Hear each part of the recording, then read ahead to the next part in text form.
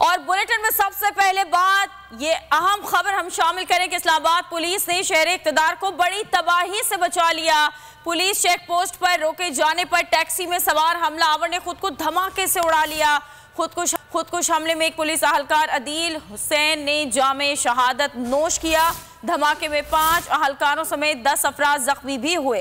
अस्पताल जराये के मुताबिक बाज़ जख्मियों की हालत नाजुक है। खुदकुश हमले की सीसीटीवी फुटेज भी मंजर आम पर आ गई। हमले के बाद जुड़वा शहरों में सिक्योरिटी हाई अलर्ट कर दी गई। तर्जुमान इस्लामाबाद पुलिस के मुताबिक दहशतगर्द गुंजान इलाके में धमाका करना चाहते थे। इस्लामाबाद पुलिस जान पर खेल गई, वफाकी दारुल हुकूमत को बड़ी तबाही से बचा लिया। सीसीटीवी फुटेज में देखा जा सकता है कि I-10 में पुलिस एहलकारों ने नाके पर मशकूक टैक्सी को रोका। गाड़ी के रुकते ही चंद ही लम्हों बाद धमाका हो गया। कश हमले में गाड़ी में मौजूद दहशतगर्द की साथी खातून भी हलाक हो गई। हमला रोकते हुए पुलिस के हेड कांस्टेबल अदील हुसैन ने जामे शहादत नोश किया। DIG सुहेल जफर चट्टा के मुताबिक ईगल स्क्वाड ने मशकूक गाड़ी को रोका था। टैक्सी थी, उसके अंदर एक मर्द और एक औरत उसमें सवार। ईगल स्क्वाड ने इंटरसेप्ट किया और मशकूक समझते हुए उनकी बॉडी सर्च की।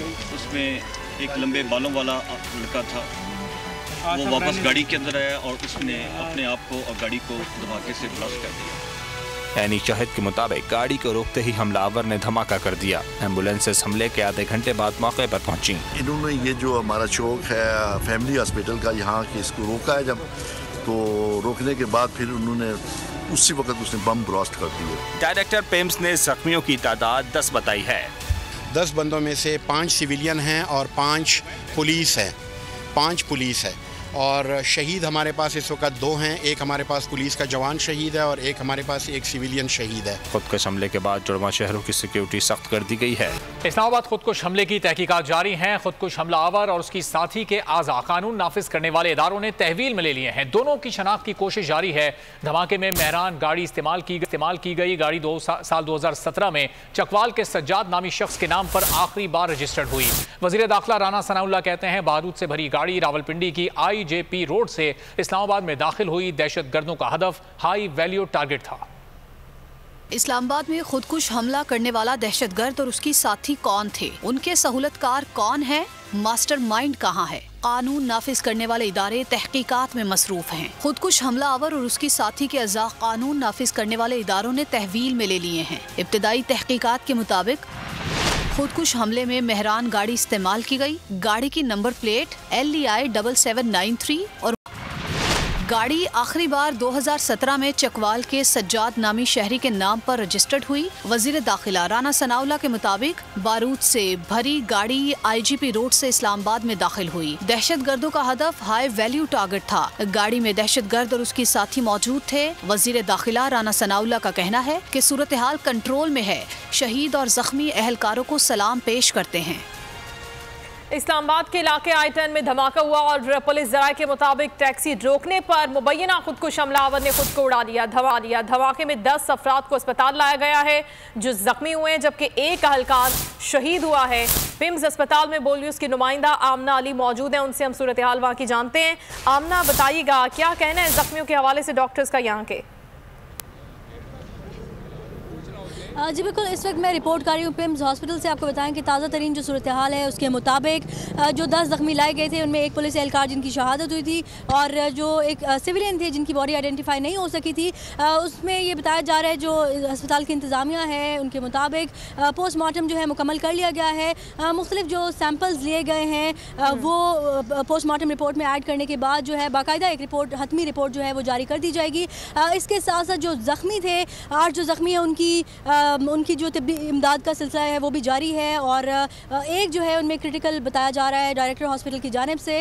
इसके अलावा ओवरऑल अगर सिचुएशन देखी जाए तो इस्लामाबाद में जो हॉस्पिटल्स हैं वो हाई अलर्ट हैं और पिम्स हॉस्पिटल की अगर बात की जाए तो यहाँ पर वफाकी नुमाइंदगान में से तो यहाँ पर कोई नहीं पहुँचा विज़िट के लिए, लेकिन इंतज़ामिया जो है उनकी जानिब से DC Islamabad, DIG additional DIG और उसके अलावा DIG ऑपरेशन और SSP ऑपरेशन यहाँ पर आए। अस्पताल से आगाह करें थी, आपसे मजीद भी हम जानते रहेंगे। अभी आपको मनाजिर दिखाते हैं इस धमाके में शहीद होने वाले पुलिस एहलकार अदील हुसैन की नमाज जनाजा की। ये मनाजिर आप देख रहे हैं, उनकी डेड बॉडी को एम्बुलेंस में लेकर आया गया और कुछ देर कबल अदील हुसैन की नमाज जनाजा अदा की गई है। यहाँ पर उनकी नमाज जनाजा में शहरियों की बड़ी तादाद शरीक हुई। ये मनाजिर कुछ देर कबल के मनाजिर हैं जब आज इस्लामाबाद में होने वाले धमाके के नतीजे में शहीद होने वाले पुलिस एहलकार अदील हुसैन की नमाज जनाजा अदा किया गया। उनका जसद खाकी यहाँ पर लाया गया और पूरे प्रोटोकॉल के साथ उनकी मैयत को यहाँ पर लेकर आया गया और उसके बाद उनकी नमाज जनाजा अदा की गई, जिसमें शहरियों की भी बड़ी तादाद शरीक हुई। ये मनाजिर इस वक्त आप देख रहे हैं। आज इस्लामाबाद में पेश आने वाले एक अफसोसनाक वाक़े के बाद अदील हुसैन जो जाम शहादत नोश कर गए थे, उनकी नमाज जनाजा अदा हो रही है और दूसरी जानिब हम देख सकते हैं ये अदील हुसैन के पसमानदगान हैं जिनमें उनकी बेवा हैं और उनके बच्चे यहाँ पर मौजूद हैं जब उनकी डेड बॉडी को यहाँ पर लाया गया था। एक जानिब आप देख रहे हैं नमाज जनाजा अदा करने के मनाजिर हैं और दूसरी जानिब उनकी फैमिली यहाँ पर मौजूद है जिसमें अदील हुसैन के बच्चे हैं और उनकी बेवा मौजूद हैं।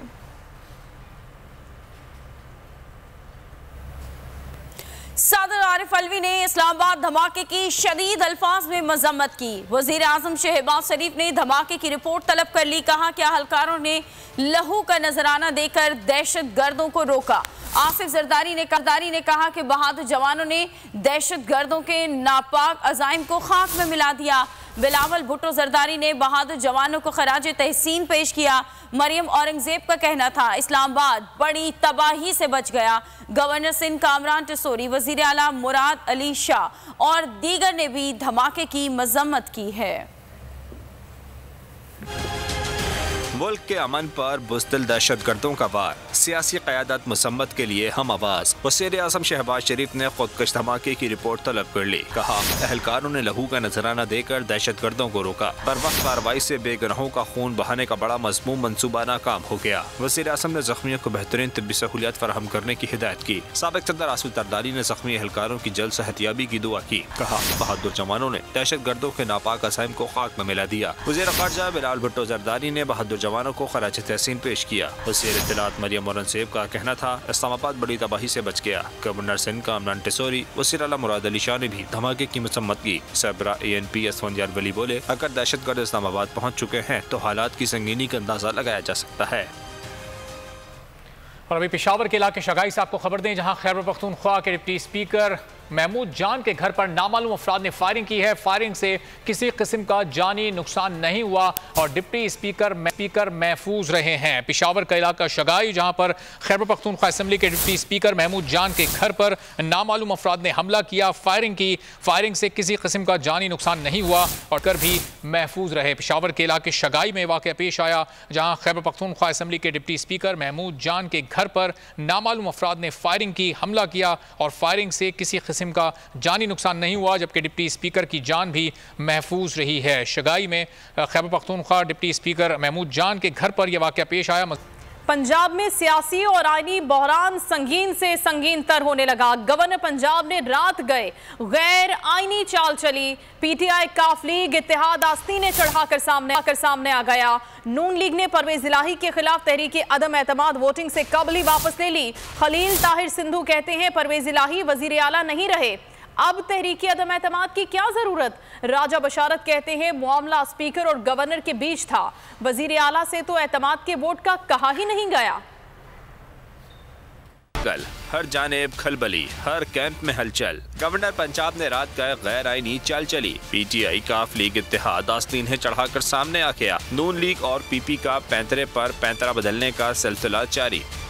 परवेज इलाही के खिलाफ तहरीक अदम एतमाद वोटिंग से कबल ही वापस ले ली। तहरीक अदम एतमाद खलील ताहिर सिद्धू ने पंजाब असेंबली चाहकर वापस ली। बोले परवेज इलाही वज़ीर आला नहीं रहे, अब तहरीक अदम एतमाद की क्या जरूरत। स्पीकर और डिप्टी स्पीकर के खिलाफ तहरीक वापस नहीं लेंगे। आज हमने चौधरी परवेज इलाही साहब के खिलाफ जो वो इन्फेक्चुअस से गैर मौसर हो चुकी है, वो तहरीक जो है वो हमने आज विड्रॉ कर ली है, उसको नंबर भी लगवा लिया है और 12:03 पर हमने उसके सिग्नेचर भी ले लिए हैं। परवेज इलाही और रफ़ा किसी तौर पर फैसला मानने को तैयार नहीं। राजा बशारत कहते हैं वफाकी हुकूमत ने गवर्नर पंजाब को भी खराब कर दिया।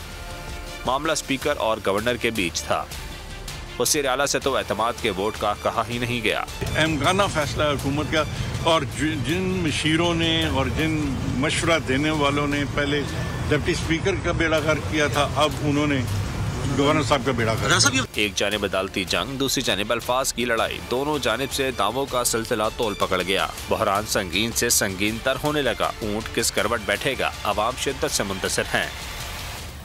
अहम खबर आप तक पहुंचाएंगे। परवेज इलाही को डी नोटिफाई और काबीना तहलील के खिलाफ दरख्वास्त की समाअत। परवेज इलाही के वकील बैरिस्टर अली जफर के दलाइल जारी। गवर्नर एक नोटिफिकेशन से वजीर आला को ओहदे से नहीं हटा सकता। वकील ने अपने दलाइल में कहा, गवर्नर वजीर आला को हटाने की अथॉरिटी नहीं, गवर्नर वजीर आला को हटाने का भी इख्तियार नहीं रखता है। वकील अली जफर ने दौरान समाअत ये दलाइल पेश किए। वकील ने भी कहा कि गवर्नर ने स्पीकर से तनाज़े में वज़ीर आला को गैर कानूनी तौर पर हटाया। इजलास बुलाए बगैर वज़ीर आला कैसे एतमाद का वोट हासिल करते। ये मौक़िफ़ अपनाया गया कि गवर्नर को स्पीकर की रूलिंग के बाद किसी कार्रवाई का इख्तियार नहीं था। गवर्नर ने आइन के आर्टिकल 130 सब सेक्शन 7 की गलत तशरीह की।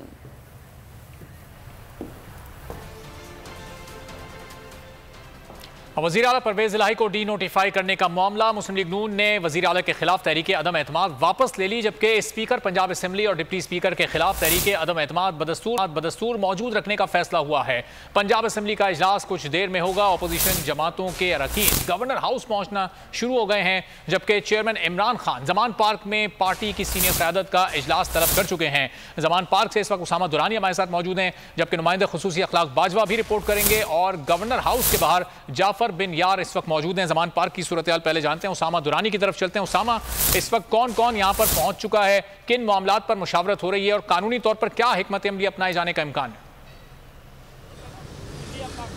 जी बिल्कुल, पंजाब और वफाक के अंदर आइनी और कानूनी जंग जो है वो शिद्दत इख्तियार कर चुकी है और इसी हवाले से तमाम तर जो सियासी सूरत हाल है इस पर चेयरमैन पाकिस्तान तहरीक इंसाफ इमरान खान ने जो सीनियर क़यादत है उसका अहम इजलास तलब कर लिया है। अब से कुछ ही देर पहले फवाद चौधरी, शिबली, फराज अरद, दीगर जो रहनुमा है वो यहाँ पर पहुँचे हैं और इजलास के अंदर जो तमाम तर सूरत हाल है जो गवर्नर की जानिब से जो वज़ीर आला को डी नोटिफाई किया गया उस पर मुशावरत की जाएगी और साथ ही साथ जो स्पीकर की जानिब से सदर पाकिस्तान को जो ख़त लिखा गया उस पर भी जो है वो मुशावरत की जाएगी। कप्तान ने जो लीगल टीम है यहाँ पर उनको भी तलब कर लिया है। तमाम तर जो सियासी सूरत हाल है उस पर मुशावरत की जाएगी। शिबली, फराज जो है वो यहाँ पर मीडिया ने बात की। उनका ये कहना है कि गवर्नर ने कानूनी हैसियत से बढ़कर जो है वो इक़दाम किया है और हम आइन और कानून के अंदर रहते हुए इनको भरपूर जो है वो जवाब देंगे। इनका ये कहना था कि वफाकी हुकूमत ने मुल्क की सलामती को जो है वो दाव पर लगा दिया है।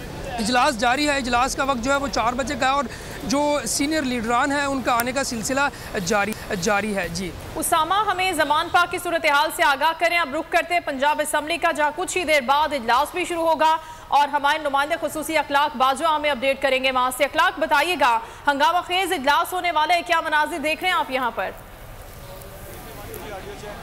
जी बिल्कुल, पाकिस्तान तहरीक इंसाफ और पाकिस्तान मुस्लिम लीग काफ का जो मुश्तरका पार्लिमानी पार्टी का इजलास जो होना है वो भी अभी तक नहीं हो सका और जबकि पंजाब असम्बली का आज हंगामा खेज जो इजलास होना है वो भी तकरीबन 1.5 घंटा गुजर चुका है और उस पर मामूल तखीर का शिकार है। तमाम की नज़रें जो हैं वो इस वक्त जो है वो लाहौर हाई कोर्ट पर लगी हुई हैं कि वहाँ से क्या हुक्म आता है। यही वजह है कि दोनों इजलास जो हैं वो तखीर का शिकार है। अलबत्ता जितनी भी पाकिस्तान मुस्लिम लीग काफ की क़यादत है जिसमें CM वज़ीर आला पंजाब जो हैं चौधरी परवेज़ इलाही वो भी यहाँ पर मौजूद हैं, जबकि स्पीकर पंजाब असम्बली सरदार सब्तैन खान और डिप्टी स्पीकर वासिक क़य्यूम अब्बासी और दोनों जो पार्लिमानी पार्टी के अरकान हैं वो यहाँ पर पहुँच चुके हैं, जबकि मुस्लिम लीग नून और पाकिस्तान पीपल्स पार्टी के भी अरकान यहाँ पर पहुँच चुके हैं। आज का इजलास जो है वो हंगामा खेज होने का इम्कान है, जिसमें जो मौजूदा ठीक है, साथ रहिएगा। गवर्नर हाउस चलते हैं, जाफर बिन यार साथ मौजूद है, उनसे मजीद सूरत हाल जानते हैं। जाफर, बताइएगा क्या खबरें आ रही हैं, जरा क्या बता रहे हैं, क्या होने जा रहा है? जी बिल्कुल, गवर्नर की जानिब से वज़ीर आला पंजाब को जब डी नोटिफाइड किया गया तो उसके बाद गवर्नर हाउस में जो सरगर्मियां अचानक बढ़ा दी गई थी।